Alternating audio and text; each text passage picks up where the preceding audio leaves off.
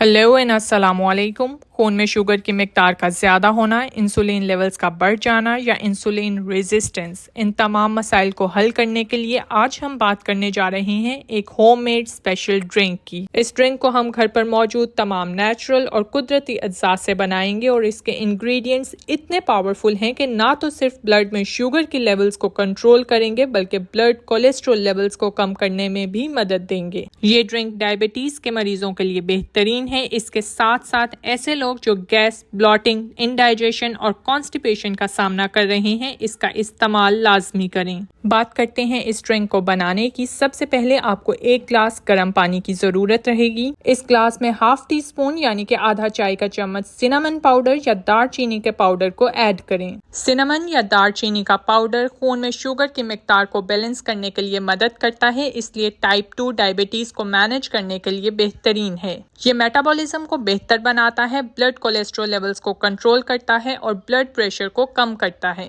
याद रखें कि सिनेमन पाउडर का इस्तेमाल बेहतरीन है अगर आप किसी भी किस्म की मेटाबॉलिक डिसऑर्डर का सामना कर रहे हैं। इस ड्रिंक का दूसरा मेन इंग्रेडिएंट चिया सीड्स हैं, जो कि फाइबर्स का एक्सीलेंट सोर्स हैं। फाइबर्स की डाइजेशन स्लो होती है, जिसके बायस ये काफ़ी देर तक मैदे में रहते हैं, फुलनेस का एहसास देते हैं, ज़्यादा भूख नहीं लगने देते और ओवर ईटिंग की आदत को ख़त्म करने में मदद देते हैं। यही फाइबर्स हमारी आंतों की सफाई या इंटेस्टिनल क्लींजिंग के लिए बेहतरीन है, इसीलिए कॉन्स्टिपेशन, गैस, ब्लॉटिंग जैसे मसाइल को भी हल करते हैं। ड्रिंक को बनाने के लिए तीसरा मेन इंग्रेडिएंट है लेमन जूस, लीमू का रस या एप्पल साइडर विनेगर और सेब का सिरका। ये एक स्पेसिफिक अज्जा या इंग्रेडिएंट है जो आपके मैदे की पीएच को कंट्रोल करने में मदद देगा। ये मैदे में महसूस होने वाली बर्निंग सेंसेशन को खत्म करेगा, एसिड रिफ्लक्स, गैस, ब्लॉटिंग जैसे मसाइल को भी हल करेगा। आखिर में इस ड्रिंक को मुकम्मल करने के लिए इन तमाम इंग्रेडिएंट्स को गर्म पानी के ग्लास में अच्छी तरह ब्लेंड कर लें और अपने सुबह नाश्ते या खाने से 10 से 15 मिनट पहले इस ड्रिंक का इस्तेमाल करें।